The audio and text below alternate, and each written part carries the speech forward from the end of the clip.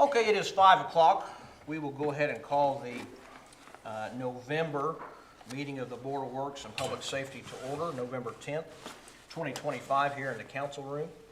As a matter of housekeeping, we are live streaming, so our YouTube channel is Salem City Hall at Salem City Hall, so please, if you're so inclined to watch. And we will start our agenda tonight with roll call. Please, Dan. Dan Libke, Board of Public Works and Safety. Jake Vissing, City Attorney. Justin Green, Mayor. Sally Hadabo, City Clerk Treasurer. Warren Jones, Board of Public Works and Safety. Okay, for the minutes, we're all here, present and accounted for, so we do meet a quorum. We'll proceed with the agenda.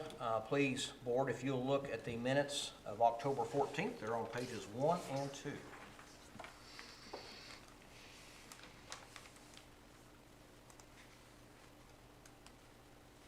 I will make a motion to accept the minutes of October 14th, 2025. Dan makes the motion to approve minutes as presented. I'll second. Mr. Jones seconds. All in favor say aye. Aye. Aye. Opposed, same sign. Okay, please, we will move to the mayor's comments. A few things to share with you.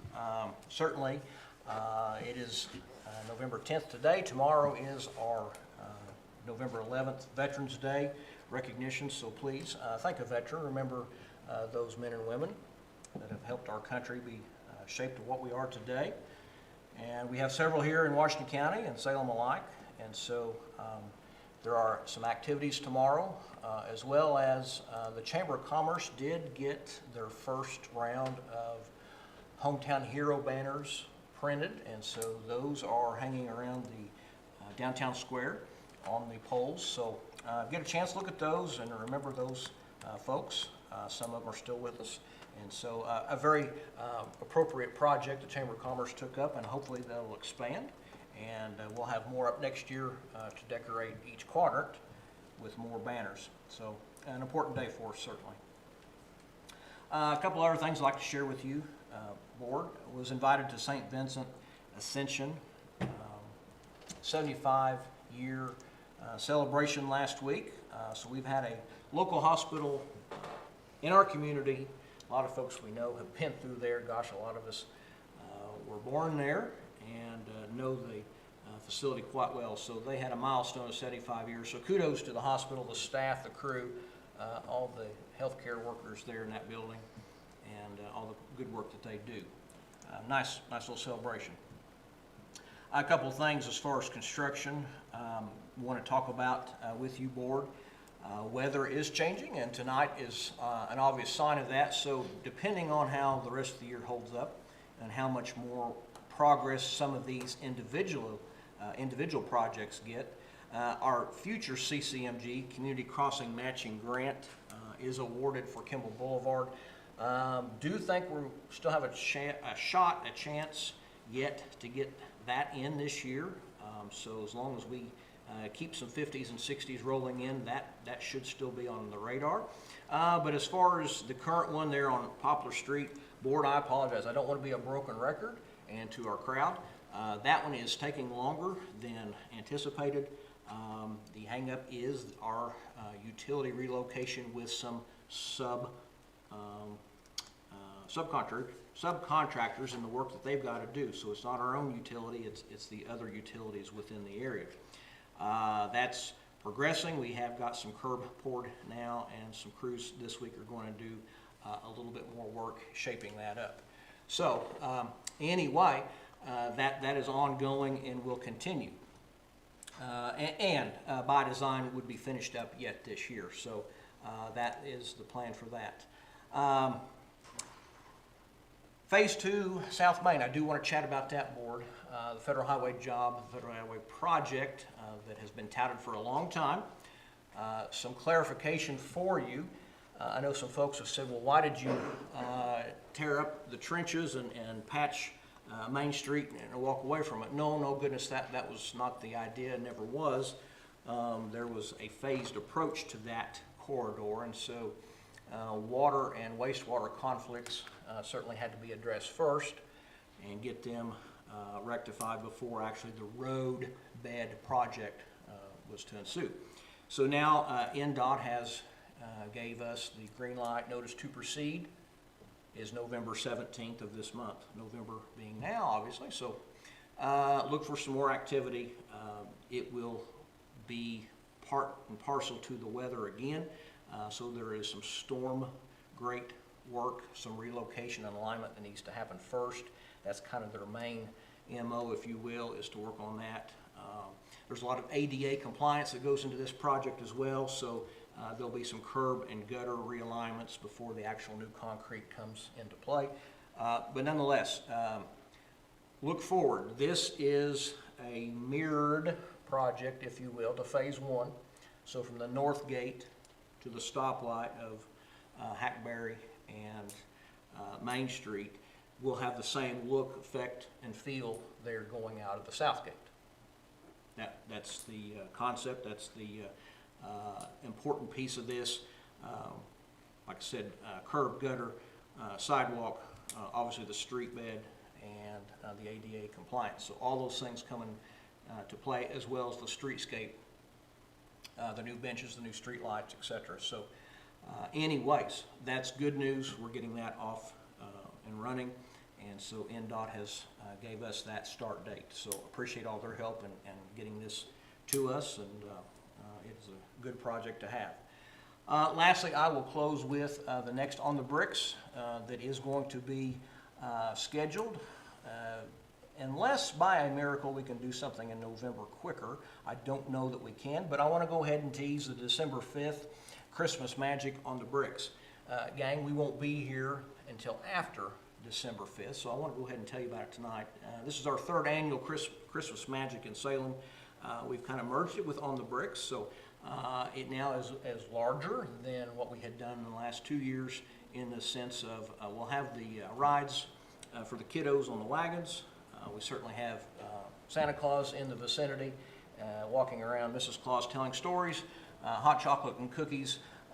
30 vendors, that's a big uptick from last year, and the vendors right now, weather permitting, will be on the bricks under the lights. So pretty cool, 6 to 9 on a Friday, December 5th. So Christmas Magic on the Bricks. So stay tuned, and please bring your family. That'll be a good night. Okay, please, board, let's go ahead and proceed. Next on the agenda is the wastewater plant report. It is attached in your packet from Brandon. Board, Brandon had other business tonight. Do you have any questions that I can relate to him?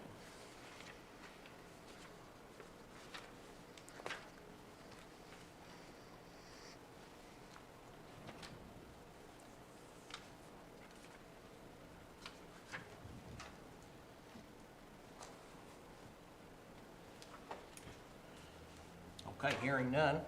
Next, you have your water utility report. Likewise, Jennifer is on assignment tonight, and so her report is thorough and all included. I'll ask the same. Do you have any questions that I can relate to her? Okay. Board, if you would, your utility adjustments are on pages 3 and 4.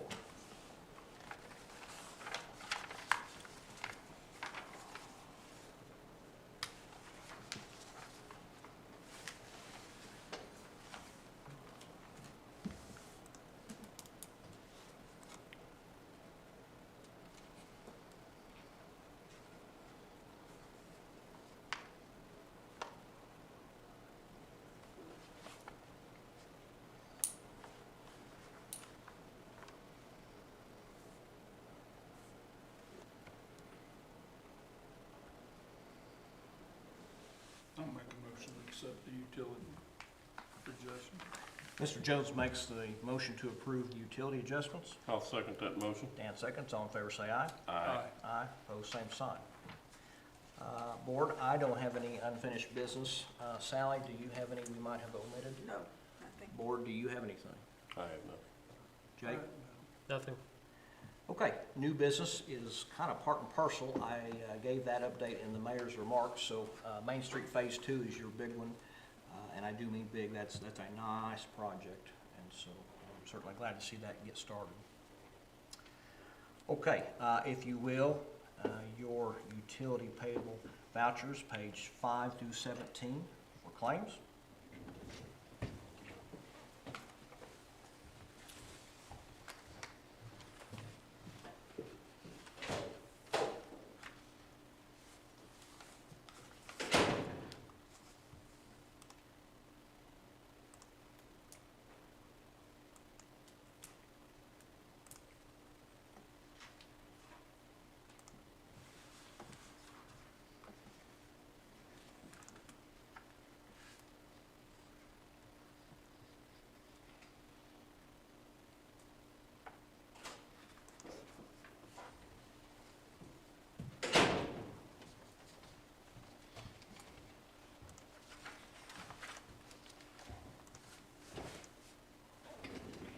Make a motion to approve the utility payable voucher register of claims.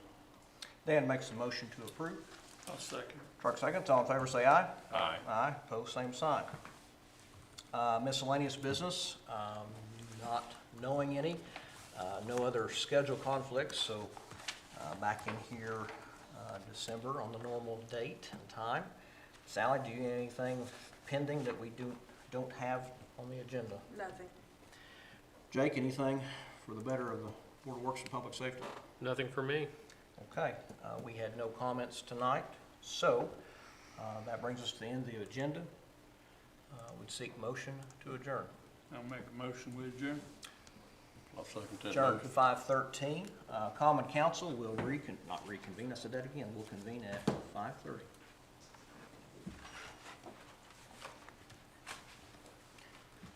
Danny?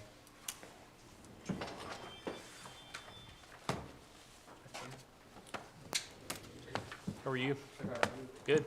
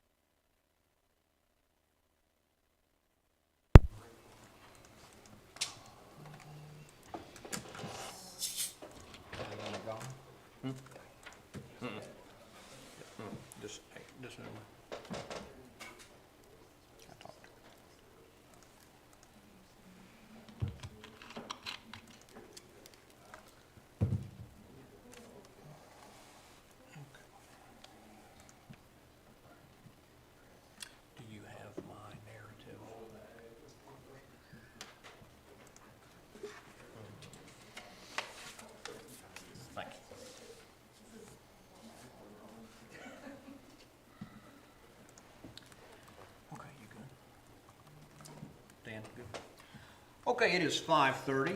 We will call the meeting of the Common Council to order here on November 10th, 2025 in the council chambers here at City Hall tonight. As an item of housekeeping, we are live streaming, so please join us on YouTube. Salem City Hall at Salem City Hall is our channel. Subscribe, view it, and be part of our business at hand and watch and how we proceed. So we will start tonight, please, with our invocation and pledge. Annie and Roger.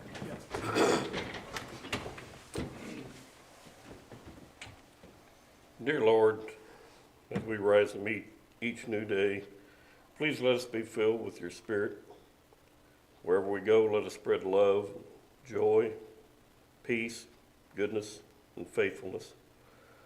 Let us desire to be more like you and to worship you in all we do. Lord, we ask that you direct our thoughts, our words, and our actions. Show us the path that aligns your will, and give us the discernment to know what is right.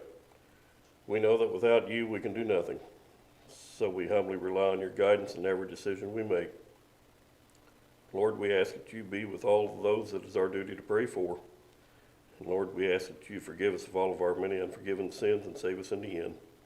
These favors and all others we ask in Christ's name. Amen. Please face the flag. I Pledge allegiance to the flag of the United States of America and to the republic for which it stands, one nation, under God, indivisible, with liberty and justice for all. Thank you, Dan. Thank you, Roger. Appreciate your getting us started. Please, we'll move on to roll call. Dan, start us, please. Dan Lipke, District 1. Dylan Moore, District 2. Jake Vissing, City Attorney. Justin Green, Mayor. Sally Hatabo, City Clerk Treasurer. Randy Lee, District 4. Roger Pennington, at large. Okay, absent tonight is Diana Armstrong, but otherwise we have 4 of 5, so we do meet a quorum. So we will proceed with our business at hand. Council, as advertised, Sally has published a public hearing regarding an RFPQ, request for proposals / qualifications on a project that I want to give a little context to and clarification all at the same time, please. This is another item of business that the City Council has the next step in, if you will, procedurally in a project that the Salem Redevelopment Commission was asked to start and guide some questions from the state of Indiana, the Indiana Economic Development Corporation, as we so often abbreviate, IEDC. We have a ready-to project again in our midst that the IEDC has came back through the RDA, the Regional Development Authority, the Southern Indiana RDA, our Southern RDA to be exact, and making some procedural edits to how they want to fund a high-density housing project. In that change request, we had been asked by the petitioner, who is a grantee of ready funds, would the RDC, the Salem Redevelopment Commission, pardon me for all the abbreviations, the Salem Redevelopment Commission, would they entertain the City of Salem being the applicant and the pass-through of said project? The Redevelopment Commission, with attorneys in tow, worked out the questions back and forth from the Indiana Economic Development Corporation, the IEDC, to propose just that.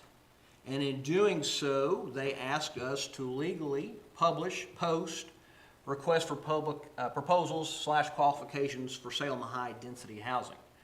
A project here within the city limits, a project that does meet our housing study needs. Matter of fact, all 3 of our housing studies in succession outline and make this very request for single-family dwelling additions within our corporate boundaries. To get there, we've got some procedures to do, and so Sally kept minutes from the Redevelopment Commission and their board saying, yes, we would like to proceed and be the assistant to this project in the terms of being an admin. Admin in the sense of your clerk treasurer being very thorough with her documentation, her binders, her data collection, and we would be basically the pass-through for READY 2.0, the state's economic development award under Governor Holcomb. So that is, pardon me, how we got here tonight, but what we did in preparing for tonight is that that was advertised. Notice is hereby given that the Salem Redevelopment Commission and instrumentality of the City of Salem will receive sealed requests for proposals, qualification proposals, and offers for a public-private agreement related to the potential designing, constructing, operating, transferring, and developing of new road and utility infrastructure pursuant to the applicable provisions in Indiana Code, including but not limited to Indiana Code Section 523. The city will receive sealed RFPQ proposals by mail or other courier service or in person to the City of Salem Attention Clerk Treasurer at our address until 2 p.m. local time, October 15th. And it does address in here upon that where we go with that. And so I will tell you, and look for Sally, we had several phone calls inquiring a hard copy of the RFPQ and spelling out what they needed to do. Right. And so those phone calls, those requests were vetted as the posting states that was advertised in the newspaper. And so moving forward, we had one only. And so our attorneys, Jake, please, you chime in here. Having only received one by the 2 p.m. deadline, it was your satisfaction that if the RFPQ received met the benchmark that I was authorized on city letterhead to make that recommendation for this evening. Correct. So as an administrative process, Jake, tell us what I left out. This is part and parcel, one board approving, one board recommending, one board directing an advertisement, and then this board vetting that. Tell me what I've left out. You have it summed up perfectly. So tonight, what we'll have is a public hearing on the BOT recommendation that you presented with the response that was received to the RFPQ, and then we would ask for a resolution of the council approving the award. So before I, excuse me, before I start and open the public hearing, is there anybody here tonight representing the actual RFPQ and the project? Please, Ms. Stengel, would you take the podium?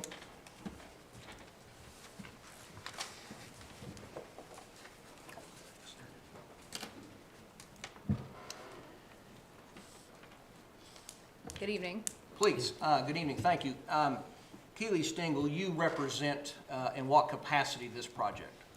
Helping with the project lead on the project. Okay, and this was authored by your assistance to the our Southern RDA when applications were open, and to present the need that we've understood from IDC that Ready 2 was supposed to address. One of those buckets, one of those categories, matter of factly, was housing, or the lack thereof. And so your proposal was one of many. Actually, this board, this council, last month heard a similar but a different request, different need, different process, but another housing project that we are a benefactor of in our community. So yours, similar, checking that box with IDC's Ready 2 provisions, your proposal did advance and did see the nod from IDC. Tell us what your project entails, though, checking that box. Sure. So as some of you may recall, when the RDA was notified that the IEDC, which is the Indiana Economic Development Corporation, was going to be doing a second round of the READY project, or the READY funds, which is referred to now as READY 2.0, there was a call for projects, and this time developers were an eligible applicant of the project or of the program, and housing was an identified need, in particular housing infrastructure, to make sure that what that does is it reduces the risk of a developer coming into a community to build the homes, perhaps in an untested market or a particular area where there's a high amount of need, but maybe not as many developers responding to the market. So with that being said, there was a call for projects that took place, and this project was identified along with several other projects based on the need, as Mayor mentioned, in the housing studies that was put together from ROI, and I believe you've been through several of those at this point, and they've been updated. Yes. So that was really the basis of identifying a development within the city of Salem that could help address the regional housing need. Those funds, the READY 2.0 program, those funds from IEDC were awarded to the Regional Development Authority called Our Southern Indiana, which you as the body have worked with on other projects like the Lake Celinda project, and I believe even the Shelby Street Housing project, which was a READY 1 project. So the RDA is that pass-through of those funds, and so they were awarded, I believe, $45 million this recent time. So there was a call for projects, and this project was identified and submitted in there. And in addition to that, there was an actual application afterwards, once projects were kind of vetted and making sure that it met the regional need. So this project in particular is for workforce housing, so it's identified, so the price points and what's offered is for people living and working within the city of Salem, as well as working within the region. And so housing was a big need and identified by the Our Southern Indiana RDA as projects that are worthwhile in supporting. This project has up to 50 single-family unit development, or single-family units, as well as some high-density houses as well. I think those are about 8 units. Mm-hmm.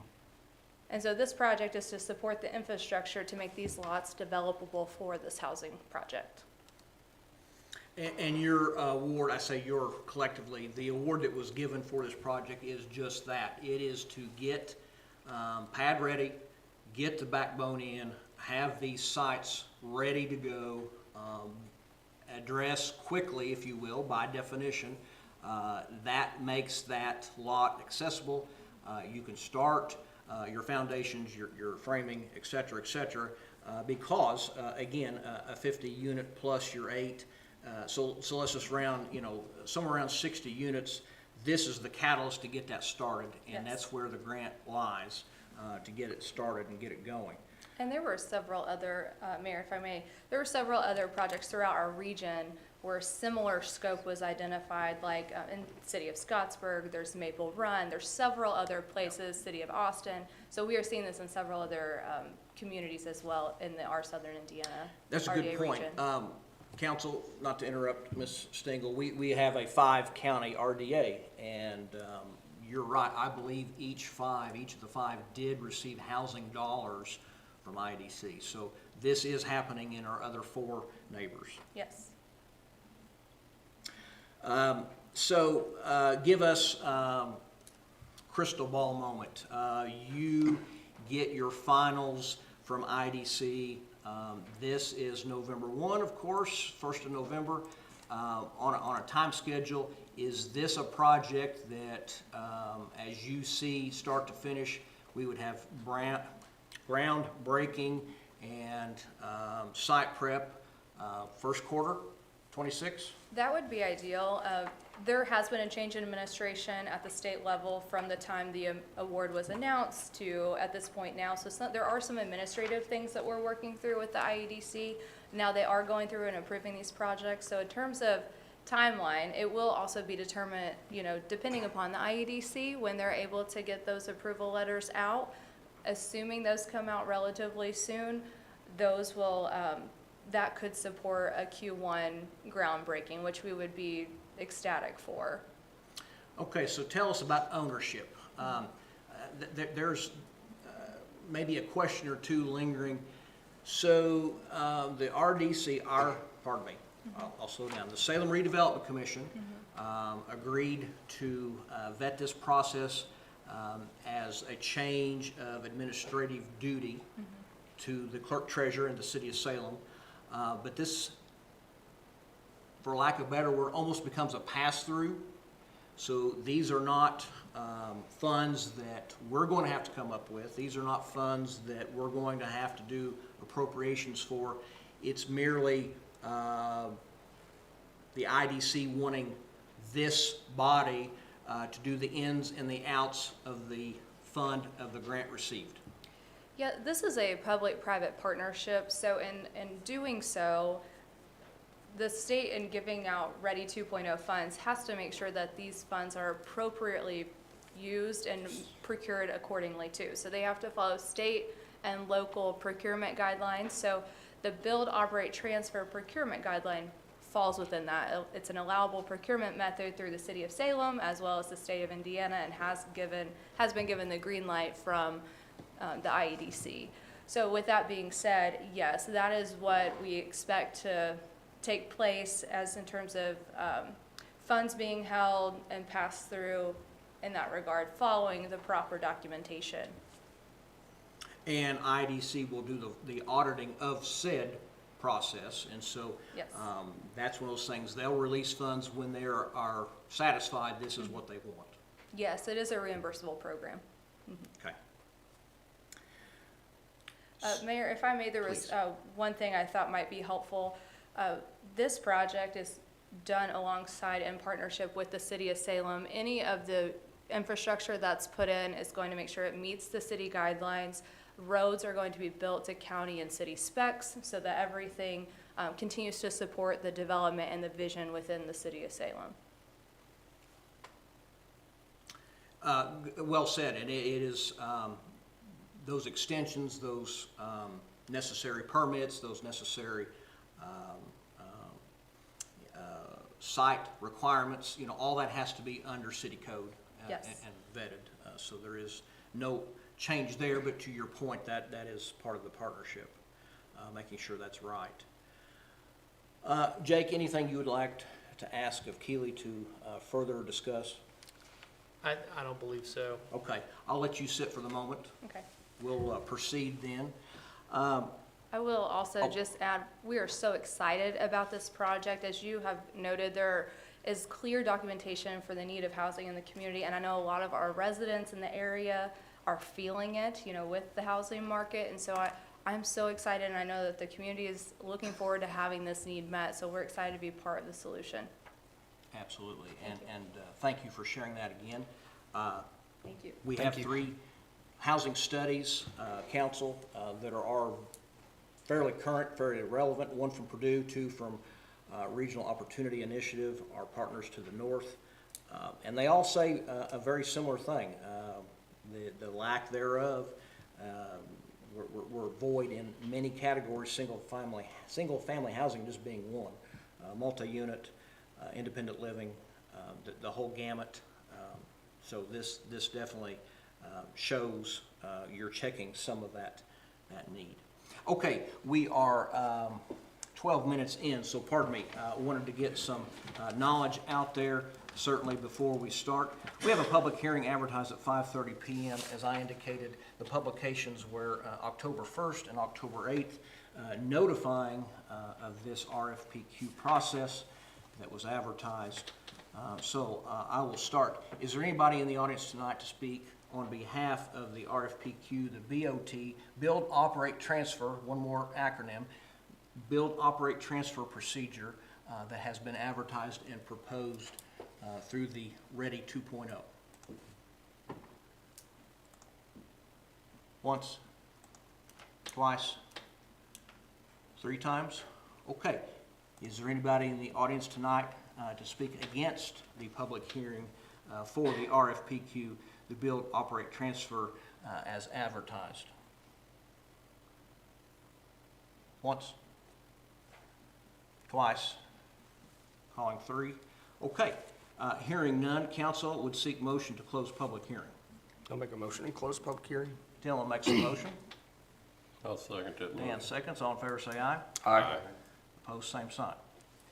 Okay, Sally has got your agenda laid out in a couple of facets here. So your BOT recommendation, Jake, on page 2. So tell us what that is actually saying under this recommendation. So this is essentially saying that we've posted the RFPQ. Only one proposal was received. It's been reviewed, and it's believed that it satisfies the scope that was requested in the RFPQ. And based on that, it is recommended for approval by the council. Jake, can you say one more time? I don't want this lost in translation. This is a Indiana Economic Development Corporation approved process for said award to let this project proceed. Correct. Okay. And so Indiana Code is cited 5-23 showing what that looks like. Okay.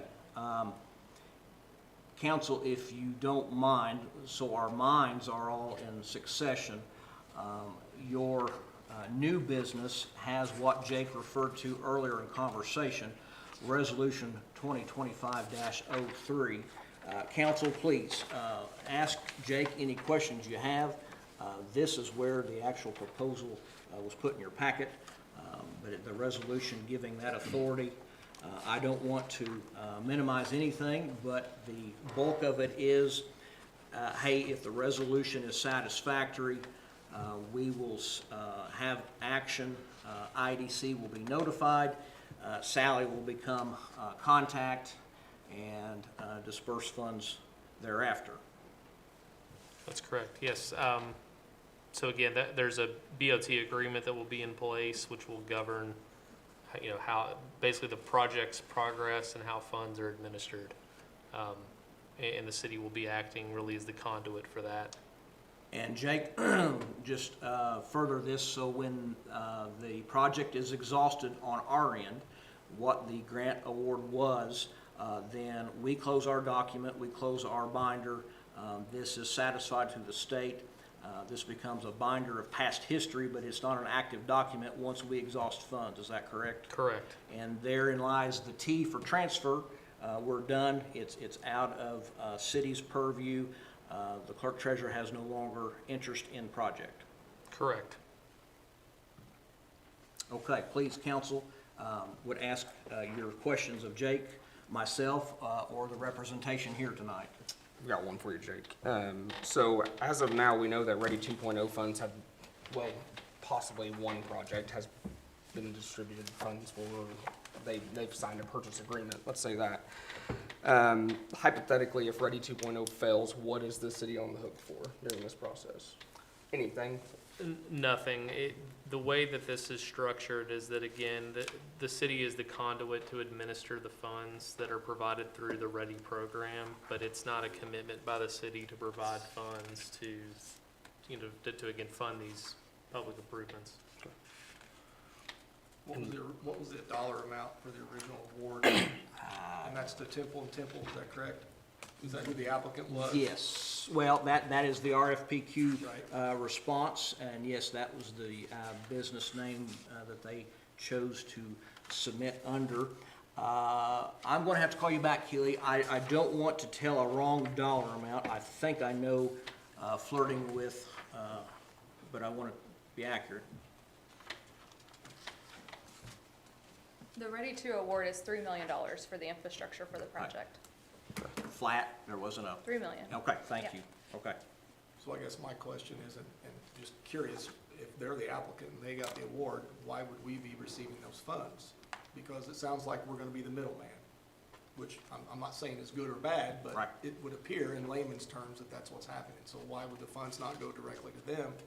And as they, progress through the project, they spend money as they see fit. You bet. And I'll give my version, please. Jake, Keely, you come next. There were changes to Ready 2 versus Ready 1 on who could apply. And in that provision in Ready 2 that allowed contractors to submit, I don't think it was harm or foul, but it was an aha moment. The IDC didn't think the clear picture to the end of the application process who would be vetting the procurement. And that aha moment come across the state, and that might have been something I should have said when Keely was at the podium the first time. This aha moment has happened in the other 15 regions. There's 15 Ready 2 regions. This has happened in all 15. Whoa, wait a minute. We didn't think about how you would look at procurement and the application at the same time. And so you're spot on, man. You are spot on. It's one and the same. Why can't they do it? They're the applicant. And so IEDC said, hey, let's work this if the redevelopment commission of said municipalities or whoever, maybe it's a Main Street community, maybe it's any number of other quasi-government entities within that municipality. Let's transfer the ownership of the application to them. Let the RFPQs be advertised and then see what comes to the table. To Sally's point, we had some actual interest. We had, Sally, 4 phone calls. Emails, yes, 4. And so the others did not produce any bids, any other requests other than their initial phone call. So you're right. So we are now the conduit to satisfy IEDC's hiccup. And I say that with due respect. It's something they didn't think through. Hey, I have no qualms with them allowing contractors to be in the Ready 2 process. It's just one of those things that wasn't really thought through. That's my 2 cents. That's not necessarily every case in the 15 regions, but how did you receive that phone call, and is that similar? I think it's the execution of the funds and making sure the project can move forward in in a timeline that works best for the city as well, so that we can meet the needs more quickly. With it being done in this way, no, I think there could have been some things maybe thought through more intentionally with allowing, particularly developers are the eligible applicant, and I think maybe in other communities or bigger parts of the state, there are a lot of developers that don't perform the work themselves. So you could have somebody in there developing a project, they hold the purse strings, but then they hire out somebody else to do the work. As you well know, with Temple & Temple, they're very capable and qualified of doing the work themselves, so laying the infrastructure, being able to pave the roads, those sorts of things. And in doing so, it creates more to have those checks and balances because it is state funds going through a procurement process, because Temple & Temple was serving as both a developer and a contractor, being able to go through an additional procurement process that followed local and state guidelines creates more protections on these funds to make sure that there are those checks and balances. Jake, would you? Yeah, I mean, that really is where I was going with it, is, essentially it's utilizing the municipal bodies that are already in place that routinely deal with these public procurement methods, redevelopment projects. I mean, I think of redevelopment commissions specifically, typically that's, kind of the conduit for the city, providing various incentives to developers on projects. I know I've seen with some of the ready projects that sometimes in terms of when a developer is looking at their capital stack on a project, a BOT the ready award is a portion of maybe their overall incentive package that they're getting for a project. And, whenever they're looking at it, and I'm speaking generally, it allows the policing of the dollars and cents of incentives to go through, one, political subdivisions, control. And, it's just a matter of policing and ensuring that the statutory provisions are complied with. So this body will approve claims for that project? Who will approve the claims for that project? Roger, I don't know, please. I don't know if we do that. It's not so much an approving of claims. You know, there are various structures for how it's set up, but, you know, the BOT agreement itself will govern. The redevelopment commission will basically be the administrator of that agreement between it and the developer, and it will be advancing funds under the BOT in accordance with that agreement. So they won't necessarily show up on a city council claim docket? That's correct. Okay, good question. I wasn't sure, So- Roger. I hadn't thought about it. Just for the sake of the conversation, if this portion of the project ends up being 3.3 million, city's not responsible for anything above 3 million. No, that's the Okay. maximum amount that can be spent of, those are, it's basically like setting up a grant fund. And so say you have a project in your community and there's a grant fund there, they can't spend outside of that grant fund. Whatever's in that fund is the maximum they can tap into. And that's the same thing with this project. Once the claims have hit $3 million, even if there's additional cost in doing the development outside, you know, say we hit rock, for example, even if there are additional costs in doing that development, that is not on the city of Salem. That is, you know, once those funds are exhausted, that's it. So if that did happen, if you did hit rock, since you brought that up, Yes. how will that affect the project? Will it put, if the funds aren't there to pay for the additional expense, will that be something that you will cover, or will the project stop at that point and seek another funding Yes, source to and, complete that? Roger, in particular, for build, operate, transfer, one thing, as Jake had mentioned, there's a BOT agreement. You have to have a guaranteed maximum price after you do your scoping period, and that will be part of this project, and it can't exceed 3 million. And so, in those examples, you build in the risk. You know, everything's built into that number already.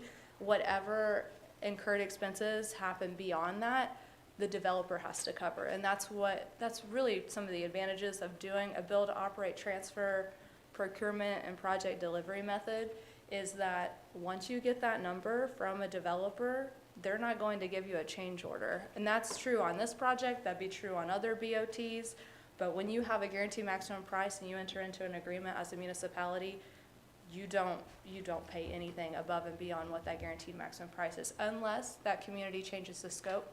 So for example, if you said, by the way, we want, you know, X number of roads added in addition to on that project, then that would be something else, which would not happen in this project. But for example, if a municipality changes the scope, that's the only time that there would be an increase in that guaranteed maximum price. What if it only costs 2.5? Oh, right, right, that'd be nice. The other 500,000 out. Roger made the motion to keep the surplus. His mind is on, no. IDC's pretty open to, hey, your award is 3 million. My experience, Roger, if they. It's never gonna come in under. It's not, well, Yeah. you're, Fully understand. you're right on that, but, then that allows some overage. Yeah. If they can get it for 2.7, the award was still for 3. What else can they do in infrastructure and get it, completely buttoned up? You know, maybe it, allows them for more gutter to be poured. And then finally, last thing, what happens if 2.0 falls flat on its face, no more money coming in, where's the project stand at that point? Where does the project stand? It's probably not gonna happen, I'm assuming.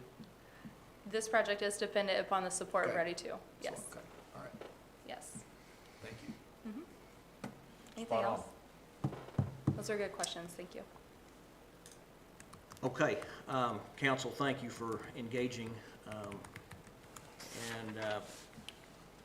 My closing thought is, hey, this is another avenue to address something that I have been working towards. Council, I appreciate you guys being open and understanding that, yes, we need to check some boxes, and housing is no different for Salem than it is any other community. We went many, many years without addressing some of our inventory, and as of late, we've got 2 developers that are saying, hey, we're going to take a swing at this. We've got a solid plan.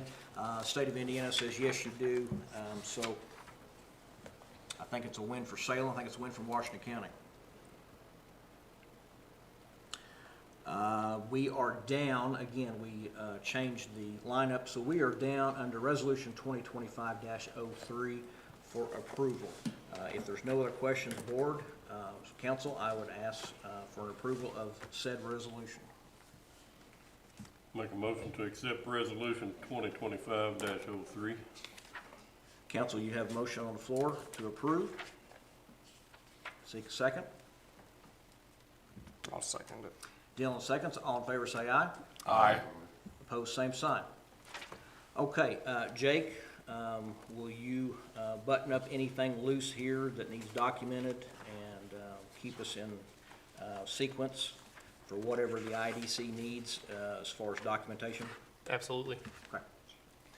Thank you. We are so excited about the project and really look forward to working with you on this. Thank you. Thanks for coming. Okay, council, if my glasses are correct, we need to go back up to minutes of October 14th, pages 3 through 5.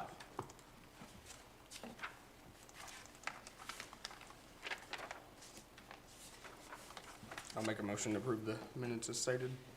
Dylan makes a motion to approve as presented. Second. Roger seconds. All in favor say aye. Aye. Opposed, same sign. Okay, thank you. Mayor's comments, I'm going to jump right in. We went through some of this Board of Works meeting, prior meeting tonight. Hey, this is the 10th of November. Tomorrow is the 11th. We have Veterans Day, a very important day. Certainly, we need to recognize our veterans. And we've got several events here in the community. If you're so engaged, great, and have time, but don't forget to thank our veterans. We say that, and we mean it. We need to, and that's something very important to us here as Americans. So let's not forget. And want to comment on the banners that you have seen at the four gates. The Chamber of Commerce took up a project last year, and kudos to them for doing that. They had reached out and put out a request for loved ones who might want to sponsor a banner of front and back photo and the branch of service that person served in. And so they had some folks who were interested and did take them up on that. And so as you see at the four gates, those are hanging. And hopefully, I'd like to see that grow and the Chamber of Commerce get some more interest in folks saying, yes, add me to next year's, and we'll certainly support that and get those banners up as those come in. But a nice way of doing that, and they're colorful, they look nice, and kudos to all of our servicemen and women. Hey, this past week, St. Vincent Ascension celebrated 75 years of local hospital. I just want to give a shout out to the staff, the doctors, the nurses, gosh, all of our healthcare professionals. 75 years is a nice celebration, and hey, I'm glad they're here, and we need our hospital. We're very supportive of all of our healthcare professionals. Kudos to them on being here 75 years. Hey, couple construction project updates. Weather permitting, Kimball Boulevard is the next in line. The Community Crossing Matching Grant, CCMG. Guys, you've heard me talk about it the last 2 months. Actually, think there may be time yet to get that done. This 20-degree snap, let's not think it's going to be here very long, so we're going to keep working, and that's a much reduced scope. And so that one should kick out pretty quick.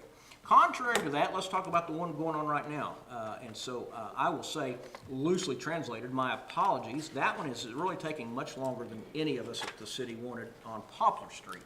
Poplar from Main to Water. We're still fighting some utility relocates that are not ours. We have some other vendors that are, navigating how they want to change the look. So whether they are doing some boring, whether they're doing some new pole relocate, or quite frankly, energizing a different panel box. And so, hey, that is still end of year closeout. So it's November 10th. So we're going to have to get a small army down there, but it'll happen. So we'll get Poplar Street done. The big one I want to comment on, and I've got a press release coming out within a couple of days, basically going through the whole project. But hey, our federal highway project phase 2 is now time to start. I've had a lot of people say, gosh, you made some open trench cuts and patchwork up and down the South Main corridor. I can't believe that's how you left it. Well, gosh, no. That was never the intent. That is the prep work for the big job. We had water and wastewater conflicts that were ahead of the federal highway grant. And so, yes, there are a number of patches in the lane of traffic from the south gate of the square to the north abutment of Blue River Bridge. That's the project confines of Phase 2. And so NDOT was here Thursday. We had our pre-construction meeting, a very lengthy meeting because there's a lot to discuss, a lot of action in that corridor that has to take place. And so I want to give you a mirror image, if you will, please, from the north gate to the stoplight at Hackberry. That's Phase 1, if you will. And so flip it around, you're going to have the same streetscape look, feel of what the first project was. And a big part of that's ADA compliance. Gosh, the sidewalks are really going to be overhauled. They have to meet the rise to run in the ADA compliance, and several of them are not. And as those regulations have changed over the years, let alone making some overall improvements to the corridor, curb, gutter, street lights, the greenscape, the whole gamut. So November 17th, that's the key date. NDOT has given us a start date of November 17th, so I'm very excited. Hey, the project has been on the books. It's not anything new. Gosh, we talked about it. It is coming, and it is here. So you'll start to see some ancillary work. It's not rip the road up and lane closure at all at this point. Don't want anybody to push a panic button. We've got some storm grate work to do first. And I believe the contractor and NDOT have said they're going to start at the south end first and work their way to the square. So you may see some intermittent employees, contractors, workers, but the big work obviously will come post-winter. So anyways, nice project. And if you've looked at the asphalt, the original asphalt, you'll know it's time. The old roadbed is ready for a makeover. So. Lastly, hey, we don't meet again until after this date, so I just want to share with you real quick.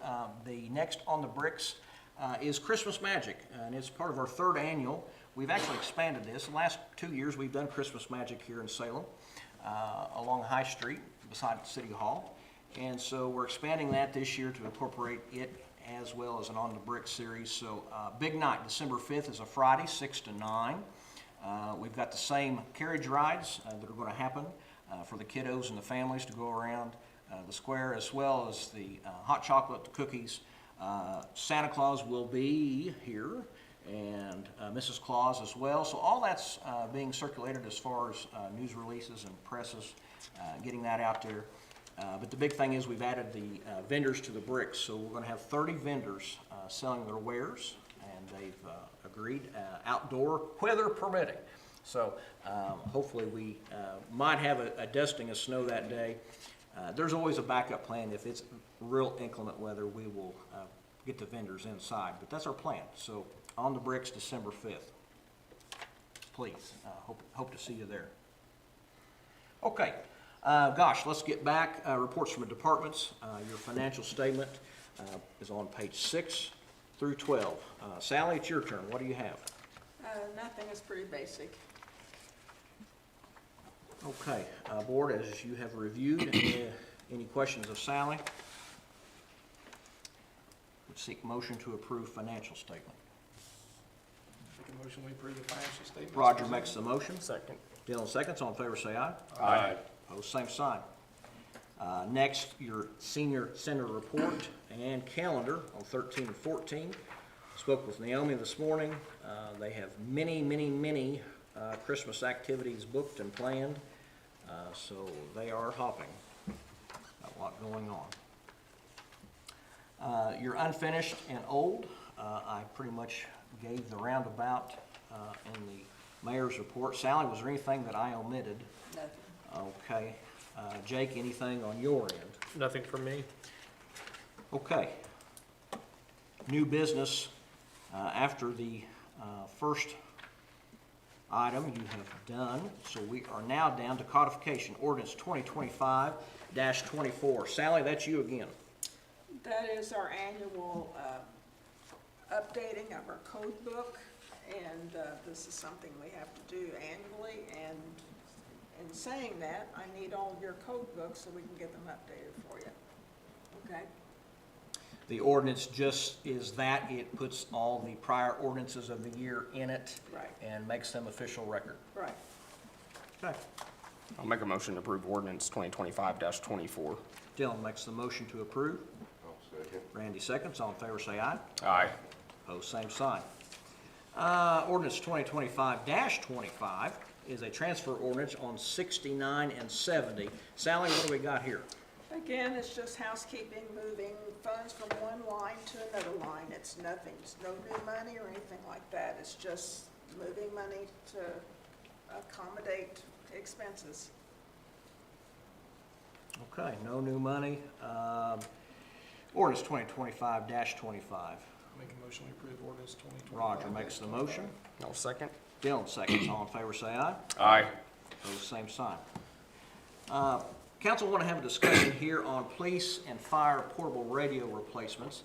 Now, we've got a placeholder here, but before we get to where we're going to fund it at, just want to speak briefly, and both chiefs are here tonight, but I may not need them because the concept here is we have portable radios, so your handheld units, if you will, they are on that person all the time during their shift. And so these are Kenwood radios that have been well serviced, done a good job. Gosh, Roger knows, he carried one many times. And so anyways, they are breaking down. And what I mean by that, like any other technology, they're about shot. I had the privilege of having business with Chief Mills in the PD last week. And Assistant Chief Webb had to call back to 88 dispatch twice because his radio would not receive traffic. Eric's did in that particular manner. And so I said, is that the issue at hand? And they both smiled. So either one, Chief Day, Chief Mills, tell us, what else? I don't know, we've had them probably, these radios, now we've switched out every once in a while, somebody's battery dies or whatever, but we probably had this same set of radios for what, 15 years? We haven't had ours that long. Okay. The PD has. Nonetheless, it's time for an upgrade if we are having problems. If Chief Mills had not been so handy and could let Assistant Chief Webb hear traffic, you know, it's one of those things we need to address. And I don't know It's a both. common occurrence, yes. When you say common, daily? Yes. Okay. Oh, pardon me, Officer Moore. You're experiencing it too? You experience? Yeah, we can't even, when we're inside buildings, the handhelds, lapel mics kind of going out. The connections on the side of them are getting wore out, so you can't even communicate with dispatch sometimes. So it's a huge safety concern for us. So we've gotten some estimates, some upgraded similar models, and guys, these are Kenwood replacements as well. Is that right? That's kind of the, I guess, industry standard. You like the Kenwoods, they've served you well, and that's okay. Nevertheless, if we were to move forward, we had put there as a placeholder some opioid funds, but Sally and I and Jake were chatting. I'm not sure that's where we want to even entertain that right now. We've got some other possible expenses coming there, and honestly, this is, again, November 10th, I've said it, this is my third time. We probably need to satisfy our quote and make sure we've got everything the PD needs as well as the firehouse. But I think our quote was running around 30,000, is that right? Aye. It was 40. Pardon me, 40. I've looked at it twice. I haven't I seen it. should have known that. Nevertheless, we weren't taking action tonight. This was conversation, council. If you're so inclined to pursue, like I said, I'm starting to see their point. Not that I was discounting their point, but hey, they couldn't receive traffic. I think we need to move towards a thought process here. It's conceivable if you like this and want to pursue. We'll place our order in December. Guys, this is a January public safety expense in my mind. Council, please, you tell me what you think, what you want to do. Do you need a motion on this? Is that what you're?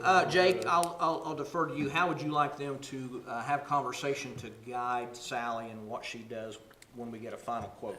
Yeah, I mean, I think at this point, if we don't have a source identified, then we can leave it as being conversational. It doesn't seem that there's any real action to take. The quotes, Officer Moore, please. That was through the vendor you know and have used. Yep, so we just bought new in-car radios from them through a grant. I got that's through ECS. Then another company that I got a quote from was VEI, and they were a whole lot more. But ECS is who usually we use. They program everything and break everything down. And we're trading in, I think, 20 radios to get 30 also. So you satisfied, hey, that they are doing us the better price and the service goes with it? So I guess I may have said that in such a way to think that the quotes are pending, but no, we do have numbers in front of us. This is my fault. I should have printed it out for everybody, Mayor, but I have it here in front of me. I can pass my phone around if anybody wants to see this. We'll print it out for anybody who needs it. But it's a replacement for 30 Kenwood radios. They're $1,193.20 a piece. 30 rapid chargers. They're $97.30 a piece. 30 lapel mics at $158.30 a piece, and 20 trade-ins at $150, totaling $3,000 for a grand total of $40,464 from ECS. That is programmed, delivered, ready to go. There's a definite need. I can speak to that from experience. I think it's long overdue that we do it. I just think we need to fund those out of public safety. I Yes. agree with you, Mr. Mayor. Correct. So if there's any action that needs to be taken, I would be in support of that. Thank you. Jake, if you're so inclined, we can put it back on the December docket or seek motion to approve pending a invoice payable in the January budget. Yeah, we can definitely do that. We have our number, we have our source, then we can do that. I'll make a motion to approve the quote from ECS Communications, I believe is what it is, for the replacement of 30 Kenwood radios payable January claim. I would like to ask a question first. Does both chiefs feel safe with that until that time? Do you feel your radios, or, I mean, any of your officers feeling any? We carry ours on scene inside a pouch within our turnout gear, and we use a lapel mic to speak with, so a lot of times, like he said, you're in buildings, and sometimes even if it's not, we operate a little farther out than what the city police does, with the township, but sometimes you don't transmit. It happens regularly, yes. We can adapt to it. We're fine. I'm not sure on this, James, you may know, is that a net 30 in quote? 30 days to pay on that? Do you know? I think the quote's good for 30 days. Good for 30 days. You may find out on how they bill as well, if that's the case, we can order them in December, so. If they feel safe, then I'll gladly second that motion. Okay, council, thank you for the discussion. Those were appropriate questions, absolutely. Dylan makes the motion based on that parameter. Danny seconds. All in favor? Aye. Opposed, same sign. Okay. Last, under new business, need your approval in motion form to Sally. We've got, 8, 10, 15 pieces of surplus equipment through various departments. Jake, Sally, and I chatted. Just bless it, if you will, as a formality. We don't need it. It's either stuff we can't use, don't use, won't use. We need to call some of our own inventory, if you will. So please, if you don't have a issue, those department heads have submitted lists to the clerk treasurer, but she certainly then needs to advertise and make notice. So as long as you're good with us advertising disposal of surplus property.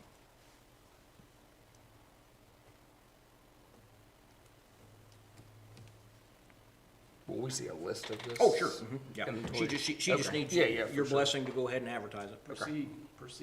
Yes. As quick Roger as makes possible. the motion. I'll second. Dylan seconds. All in favor, say aye. Aye.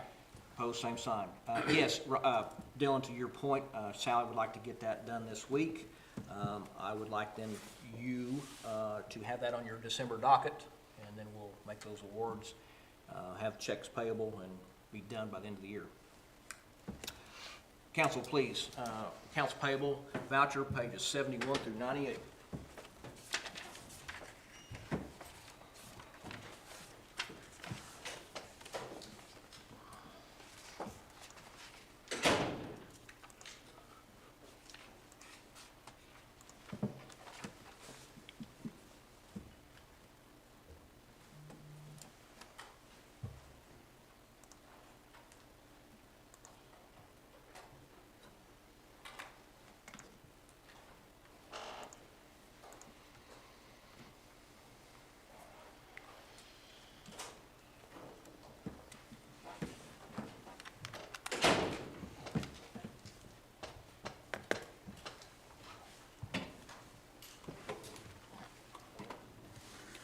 I'll make a motion to accept the general accounts payable voucher register of claims. Council, Dan makes motion to approve claims as presented. I'll second. Roger seconds. All in favor say aye. Aye. Opposed, same sign. Okay. Miscellaneous, nothing other than, hey, watch your calendars. There's a lot of Christmas activities getting ready to be posted. So we got a lot coming up for the holiday season. Extra hours for Santa, I want to make that point made. So we have at least, and I underline that, 9 days at the Santa House this year. And our partners, I think, at Walmart may have contacted Santa as well. So we're going to have a good exposure. Mr. Claus is going to be busy. So anyways, with that, we had no comments tonight. So please seek motion to adjourn. Make a motion to adjourn. Dylan makes the motion I'll second. at 6:26. Thank you.